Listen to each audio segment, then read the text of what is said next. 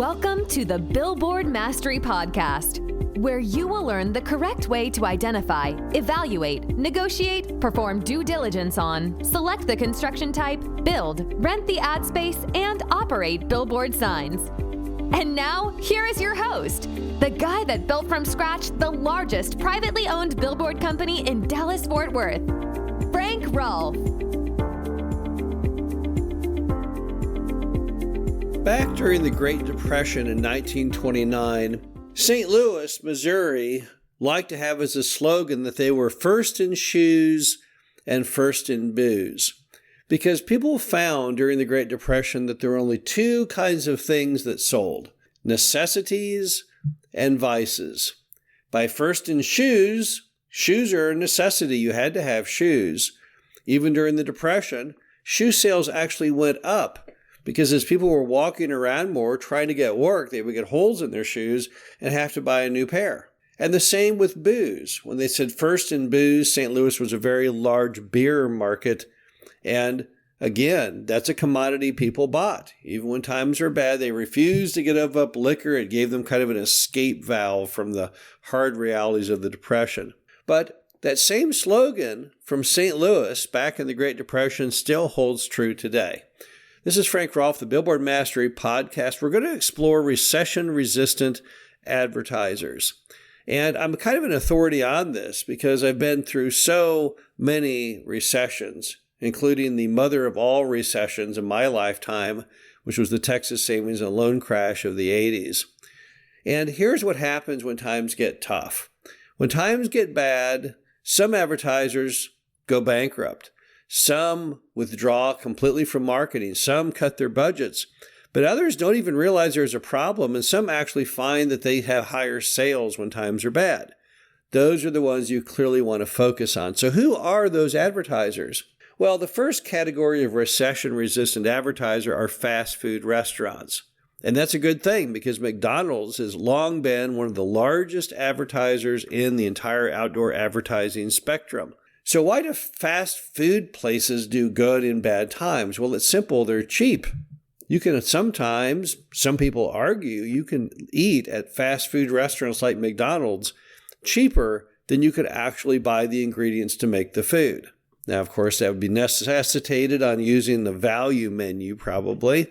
But heck, you can go over to Taco Bell on any day and get a bean burrito and a taco and walk out with change on $3 in your pocket. You couldn't buy the ingredients probably for $3 and cook it.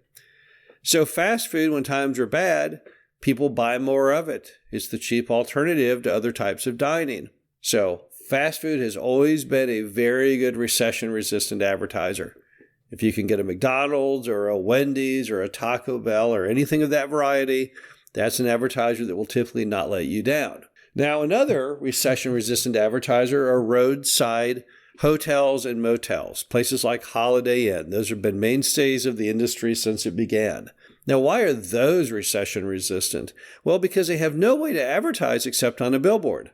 There's nothing else they can do that is point of purchase that reaches people right when they're approaching the exit to where they are. And people tend to travel about the same in the bad times as the good times. Some of it is work-related. Sometimes people are driving across America trying to find new employment. But nevertheless, they have to have a place to stay when they're out on the road. And if you have a Holiday Inn at exit number 173, the best thing you can do, as the owner of that Holiday Inn, is to have a billboard coming each way so people know where to get off. So again, those kinds of advertisers are very recession resistant. And then you also have gas stations and fuel stops. So gas stations and fuel stops, you have to have gas for your car. It's an absolute necessity. If you don't buy it, your car comes to a complete screeching halt. And once again, it's a point of purchase issue. If you've got a British Petroleum, a BP station at mile marker 275, you've got to get a billboard out there each way saying, hey, you need gas, exit number 275. So again, those advertisers still sell pretty well during recessions, and they still definitely need those billboards. Now, those are all necessity styles of recession-resistant advertisers, but what about vices? What are some of the things that people buy, which they probably should, and it's not really good for them, but they do even in recessions and depressions? Well, one that I found during the savings and loan crash that their business seemed to be doing fine or even better were topless bars, any type of adult entertainment venue, because people were so depressed with their life, they wanted to retreat into some other happy place for them, and that made the sales at things like topless bars go up significantly. So that's a fairly recession-resistant good advertiser, which I've had many topless bars on billboards, and they've been very, very good payers, easy to work with. So there's a recession-resistant vice. Another one are personal injury lawyers. Now, many people in America kind of look at the American judicial system as a lottery, as a way to score big. It's no different than going to Las Vegas and putting all their money on Black 23 on the roulette wheel and hoping that they win. And those personal injury lawyers realize that. And when times are tough, people really tend to sue more, trying to get money. So that's why you'll see a big proliferation of personal injury lawyer billboards when times go bad and when they're good too, because it is a recession-resistant little niche. People are always daydreaming about getting a big settlement for almost anything. You probably saw recently that a guy drove through, I believe, a Starbucks and then sued Starbucks because he claimed that the lady working at the window dropped hot water on his lap.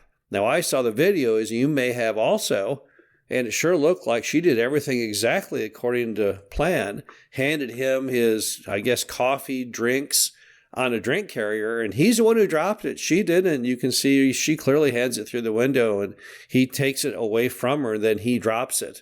But nevertheless, the jury awarded him millions of dollars in damages. It will certainly be appealed. But every time Americans see these kinds of bad jury decisions, it just entices them more to want to sue. So personal injury lawyers, those are, again, very, very recession resistant. And then you have attractions, things like, RV parks, caves, Merrimack Caverns. Again, these are things that they don't really have another way to reach customers other than your very point of purchase billboard. And a lot of Americans will still stop and do those things as a vice because it's experiences they want to share with their family. And even though it's money they shouldn't really probably spend if times are tight, they still are not going to forego having those kinds of memories as families. So those kinds of attractions are also fairly recession resistant. I've had a lot of them over time. They pay very well. They're very consistent. But now, despite those necessity and vice options, here's another tip that you should know of how to really do well and survive and flourish in bad economic times. And that is to reduce the cost of the sign to the advertiser. And you can do that by combining advertisers together. So let's say from that necessity list we just went over that you've got a McDonald's that's next door to a Holiday Inn. What do? Well, put both of them on your sign. You can take any sign and basically split it in half. And that means each advertiser will still reach the population out there, but at half the cost. And best yet, have them at the same exit. That makes it so easy because they have a common exit line across the bottom, and then you divide the upper portion in half, each with their own ad message. And if you've got three at that exit, if you have the triple crown of fast food and a hotel and a gas station or fuel stop, well, let's get three on there. As long as they share that same common exit, now you're talking they each would only pay a third of what they would have to pay on their own. Same with attractions. If you can find multiple attractions, and often there are multiple attractions at the same exit, get those on the sign. Or you could even mix some of those attractions with the necessities. I've had billboards where they were split between a topless bar and a truck fuel stop. Again, what it allowed me to do was to get the cost of the advertiser down significantly, and they really appreciated that. The bottom line is, even when the economy goes down the drain, it doesn't mean you, as a billboard owner, should have any problem getting your ad space rented. But it requires you to think a little outside the box and get back to the basic roots of what works in tough times. and that's necessities and vices. This is Frank Rolfe, the Billboard Mastery Podcast. Hope you enjoyed this. Talk to you again soon.